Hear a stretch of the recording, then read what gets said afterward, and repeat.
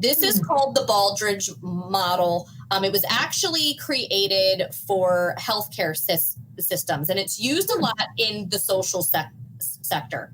Okay. Certain schools have adapted it in their buildings, and this is the thing that I found and brought to Mount Vernon when our data was really down, and we were worried about funding. And what it does is that it's Plan, Do, Study, Act, so PDSA.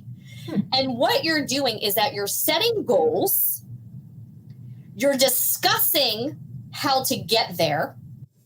Okay. Mm-hmm. Sometimes that's a pretest. Yes. Sometimes it's a, hey, this is what we're going to learn. Let's look at it together. What do you think you're going to know? What are some things that you've never seen?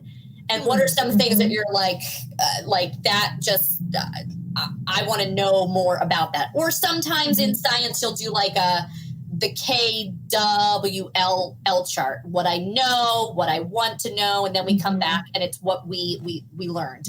So these ideas have been around in education forever, but I like the way that this does it because notice that it never ends, right? Exactly. So we're going to make a plan, then we're going to do the plan, because really you could take this and do the scientific method with it, right? It's a process that helps us to see what worked and what didn't. It's how we write our theses and the dissertations. We have to observe, we have to gather. Right. And once we do that, then we can get to the empowerment piece. So once we do it, we're really going to document what the scores were, how that went against the goal.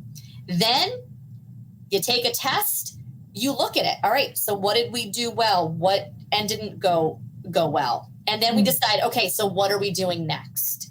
Right. And this is process.